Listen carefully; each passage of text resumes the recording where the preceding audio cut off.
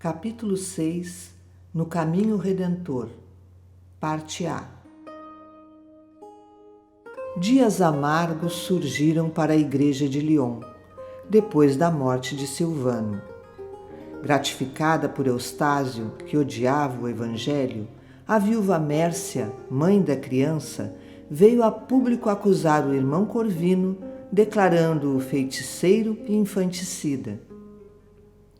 Afirmou, perante as autoridades, que o menino fora vítima de sortilégios malditos, chegando à crueldade de acrescentar que Silvano, órfão, tinha sido fascinado por engodos do pregador.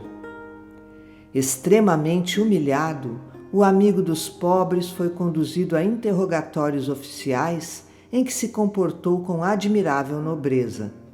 Varro nada reclamou. Esclareceu que visitara a residência de Vetúrio com a melhor intenção e que, inadvertidamente, uma das crianças fora atacada por um cão bravio, solto não sabia como. Não podia, desse modo, culpar a ninguém. Não faltaram insultos por parte de romanos sarcásticos, que ele suportou com humildade e heroísmo. Contudo, quando a prisão dele se fazia iminente, Artêmio Cimbro, patrício de grande fortuna e de não menor generosidade, advogou-lhe a causa, empenhando privilégios e haveres por livrá-lo do cárcere. Mobilizando altos valores políticos, junto ao legado propretor, conseguiu sustar a internação temporariamente, arquivando-se o processo para despachos ulteriores, mas o risonho lar dos meninos desapareceu. As crianças foram recolhidas à pressa em vários domicílios de irmãos que as receberam com amor. Considerado pelas autoridades indigno de orientar a infância, o companheiro dos sofredores sentiu despedaçar-se-lhe o coração, quando o último petiço o abraçou, chorando as despedidas. Quinto Varro, o padrão varonil do bom ânimo e o exemplo da fé viva, não obstante a fortaleza espiritual de que invariavelmente dera testemunho, cedeu à tortura que antecede o desalento. Entre a paixão pelo filho inacessível e o amor pelas crianças de que fora irremediavelmente despojado, era surpreendido, vezes frequentes, entre lágrimas. Em muitas ocasiões, dentro da noite, via-se diante da chácara senhoril de Vetúrio, tentando ver o rosto de Tassiano em algum ângulo das janelas iluminadas, e não raro, horas mortas, buscava essa ou aquela residência particular para avistar-se com algum dos filhinhos do coração. Estudava intensamente, tentando fugir aos próprios pensamentos, em longas vigílias que terminavam pela extrema fadiga. Mal se alimentava, empenhando-se em trabalhos sacrificiais pelos doentes, receando talvez mergulhar-se na amargura, da qual resvalaria fatalmente para o desânimo. Apesar das advertências dos superiores e dos amigos, perseverara na excessiva movimentação, até que caiu no leito, sob invencível cansaço. Febre alta devorava-o, devagarinho, constrangendo-o a oscilar entre a vida e a morte. Por fim, à custa de carinho e devotamento dos companheiros, venceu o inquietante desequilíbrio, mas apático e abatido, deixou-se permanecer na enxerga do quarto humilde, sem coragem de levantar-se. Certa noite, acariciado pelo vento fresco que passava, sussurrando brandamente, lembrava a ele o velho Corvino com maior intensidade. O luar e a atmosfera pura, a câmara pequena e a solidão compeliam-no a recuar no tempo. Sentia imensas saudades do apóstolo que lhe tomara o lugar nos braços escuros da morte. Esposara a missão evangélica com extremado fervor, dera à igreja os mais belos sonhos, renunciara a todos os prazeres do homem comum para favorecer em si mesmo a obra da espiritualização. Buscar esquecer o que fora para transformar-se no irmão de todos. Dividir o tempo entre o enriquecimento da vida interior e o serviço constante, mas trazia o espírito sequioso de amor. Seria crime o propósito de aproximar-se do filho para consagrar-se a ele? Seria reprovável o desejo de ser igualmente querido? Na condição de homem, procurara compreender a esposa e honrar-lhe no íntimo a escolha feita. Cíntia poderia transitar no caminho que lhe aprouvesse. Era livre e, em razão disso, a mulher não lhe ocupava o pensamento. Contudo, a lembrança de Tassiano vergastava-lhe o coração. O anseio de ajudá-lo convertera-se-lhe na alma em ideia fixa. Realmente vira-o agressivo e cruel. Jamais lhe olvidaria a revolta em ouvindo o nome de Jesus nos lábios tenros de Silvano. Entretanto, pensava, o rapaz era fruto da falsa educação na casa de Opílio. O homem que o condenara à morte física sentenciara-lhe o filhinho à morte moral. Seria aconselhável nada fazer pelo jovem que apenas começava a existência? Constituiria ato culposo devotar-se um pai ao próprio filho com a melhor intenção? Recordando, porém, a grandeza do ideal que o impelia ao amor da humanidade, perguntava a si mesmo por que motivo queria o rapaz assim tanto. Se a igreja povoava-se de meninos e jovens a lhe merecerem atenção e ternura, que razões subsistiriam para concentrar-se em Tassiano com tamanha afetividade quando não desconhecia os intransponíveis impedimentos que os separavam? Depois de muitos anos de resignação e heroísmo, auscultando os enigmas da própria alma, Quinto Varro rendia-se, não às lágrimas serenas filhas da sensibilidade comovida, mas ao pranto convulso, vizinho do desespero. A brisa suave, em correntes refrigerantes, penetrava a janela aberta, como se buscasse afagar-lhe a cabeça dolorida. Agora, todavia, aliava-se dos encantos da natureza. Apesar da multidão dos amigos de Lyon, sentia-se abandonado, sem ninguém. A presença do filho seria provavelmente a única força capaz de restituir-lhe a sensação de plenitude. De pensamento voltado para a memória de Corvino, recordava-lhe os minutos derradeiros. Falara-lhe o venerando amigo em termos inesquecíveis quanto à sobrevivência da alma. Alentara-o com a certeza da irrealidade da morte. Consolidara-lhe a confiança e investira-o na posse de imorredora fé. Ah, como necessitava, naquele instante, de uma palavra que o arrebatasse ao torvelinho de angústia.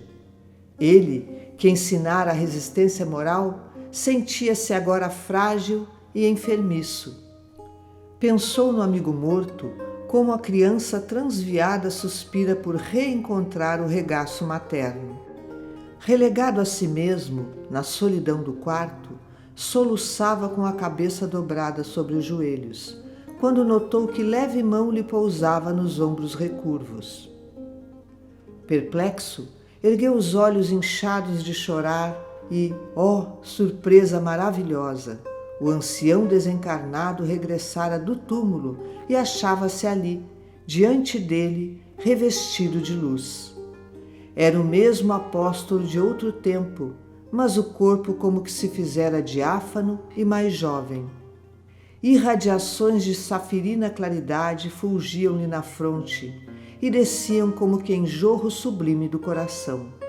O presbítero quis gritar a felicidade que lhe invadia o espírito, prosternando-se à frente do mensageiro do céu, mas uma força incoercível emudecia-lhe a garganta e chumbava-o ao leito pobre.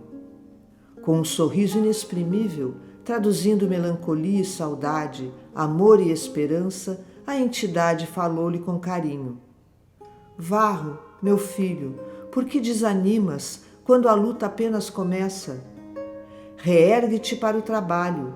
Fomos chamados para servir. Divino é o amor das almas, laço eterno a ligar-nos uns aos outros para a imortalidade triunfante. Mas que será desse dom celeste se não soubermos renunciar? O coração incapaz de ceder a benefício da felicidade alheia é semente seca que não produz.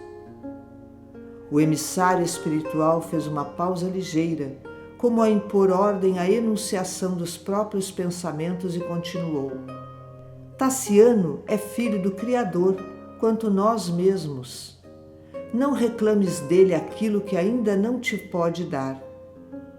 Ninguém se faz amado através da exigência. Dá tudo.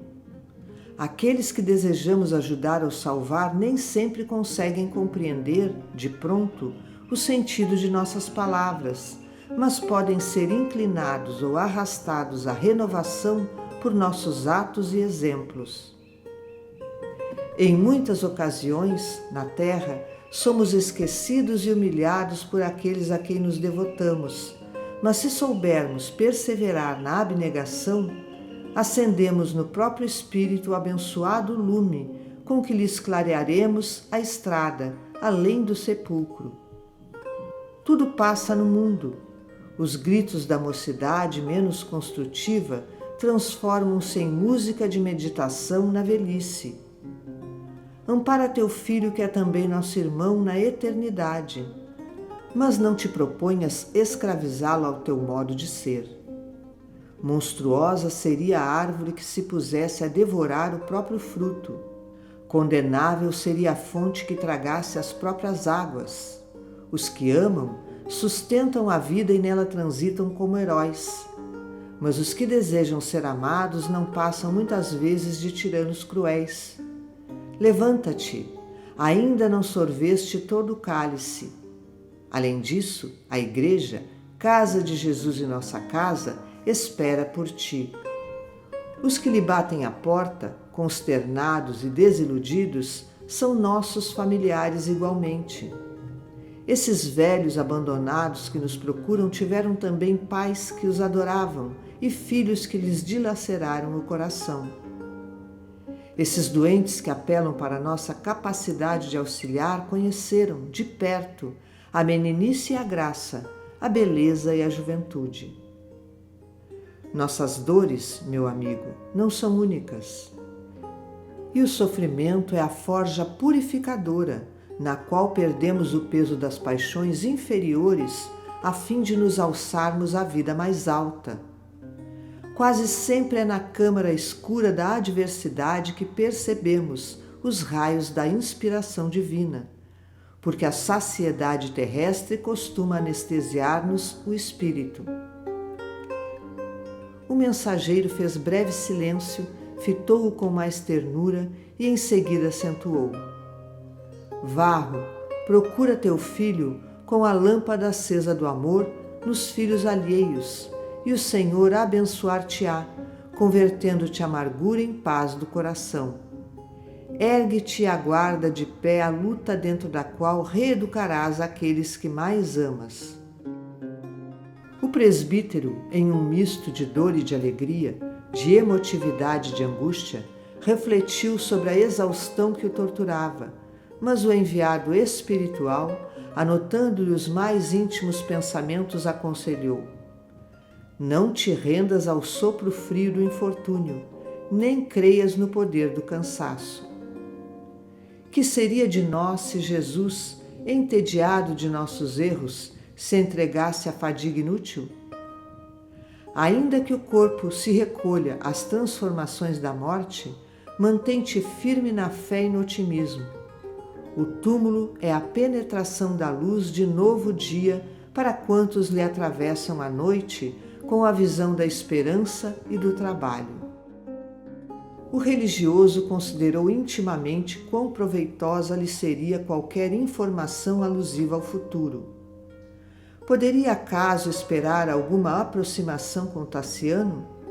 Conseguiria reconstituir a escola que perdera?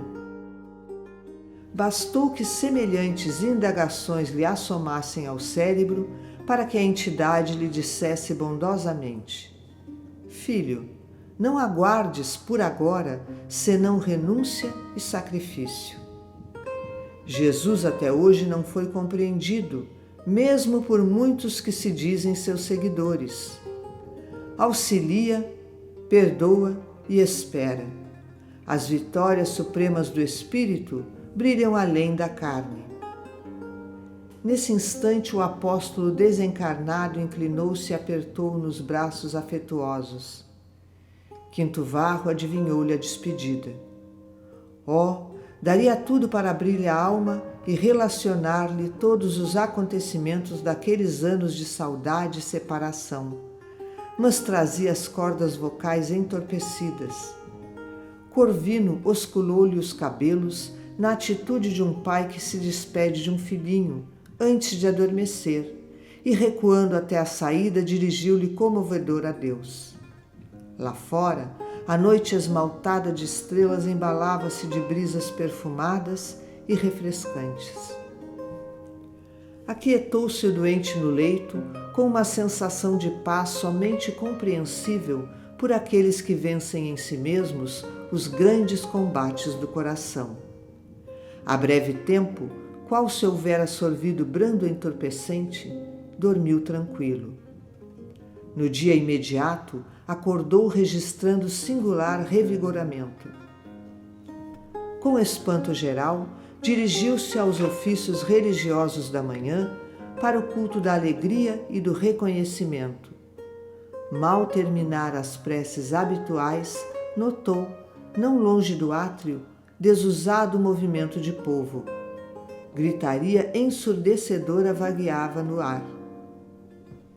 Ante a silenciosa indagação que esboçava no rosto, alguém esclareceu que alguns bailarinos mascarados se achavam em função na via pública, anunciando o espetáculo de gala que se realizaria no anfiteatro em homenagem à união matrimonial do moço Tassiano com a jovem Patrícia Helena Vetúrio.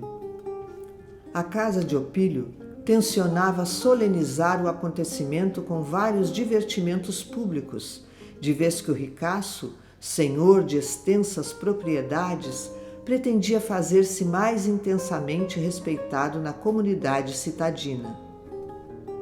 Com efeito, Vetúrio e a família, acompanhados de grande séquito de clientes e aduladores, haviam chegado para a grande celebração.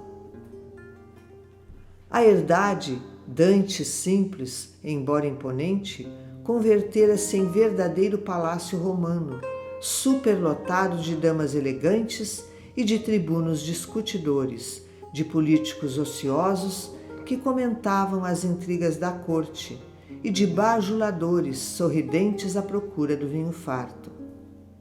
Escravos inúmeros iam e vinham à pressa. Movimentavam-se liteiras e carros de variadas procedências. Helena não cabia em si de júbilo entre o carinho do noivo e a admiração de quantos lhe cortejavam a beleza. Extremamente adestrada na vida social, fazia prodígios para agradar a aristocracia gaulesa, derramando-se em atenções por toda parte. Cíntia, porém, viera transformada. Intencionalmente, fugia de todas as festividades que lhe agitavam o lar. Ausente das conversações e dos saraus, era dada por enferma na palavra de Vetúrio e de Tassiano, ante as interrogações das visitas. Mas um homem antigo, velho associado de Opílio desde a mocidade, asseverava entre os íntimos que a senhora se fizera cristã. Esse homem era o mesmo Flávio Súbrio, o velho soldado coxo, renovado também nas concepções da vida. Súbrio recebera em Roma inestimáveis benefícios da coletividade evangélica e alterara os princípios que lhe norteavam o destino. Do ateísmo e do sarcasmo passara à crença e à meditação. Não era um adepto do Cristo, na verdadeira acepção da palavra. Entretanto, fazia leituras edificantes, respeitava a memória de Jesus, dava esmolas e evitava o crime que, em outro tempo, constituía para ele trivialidade sem importância. Por algumas vezes comparecera às pregações das catacumbas e modificara-se. Conseguira reter na consciência a bênção do remorso e reconsiderar o caminho percorrido. Todavia, de todos os dramas escuros que lhe povoavam o espírito, o assassínio de Corvino era talvez o que mais lhe dilacerava o coração. Em muitas ocasiões, perguntara, sem resposta a si mesmo, que teria sido feito de Quinto Varro. Onde teria desembarcado? Conseguira sobreviver? Nunca mais obtivera dele a menor notícia. Jamais esquecera a expressão de calma dos olhos de Corvino, quando lhe apunhalara o tórax envelhecido. Supôs que o apóstolo gritasse revoltado. Entretanto, se descobrindo, angustiado, o ancião levou a destra ao peito opresso sem o mais leve gemido de reação. Aliás, ao sair, notou que ele orava. Aquele quadro nunca mais se lhe apagou da memória. Perseguia-o em todos os lugares. Se procurava mergulhar-se em taças fascinantes ou se buscava outros ares e companhias, com o intuito de fugir de si mesmo, lá se achava, no fundo da mente, a figura indelével do velho pregador, retribuindo-lhe a punhalada com a oração. Atormentado pela própria consciência, não tolerara o suplício que infligira a si mesmo e enlouquecera. Nas provações da demência, fora socorrido por um grupo de cristãos, cujas preces lhe haviam balsamizado o espírito sofredor. Desde então, modificara o modo de ser, não obstante conservar encerrados consigo os seus inquietantes segredos, confiando-se aos braços renovadores do tempo. Quando Opílio o convidou a transferir-se para a Gália, não hesitou. Sabia que o missionário morto pertencera à coletividade leonesa e propunha-se algo fazer pela organização que ele tanto amara. Conhecia as hostilidades de Vetúrio contra o Evangelho. No entanto, não lhe faltariam recursos para ajudar, anônimo, a família espiritual que o irmão Corvino legara aos companheiros.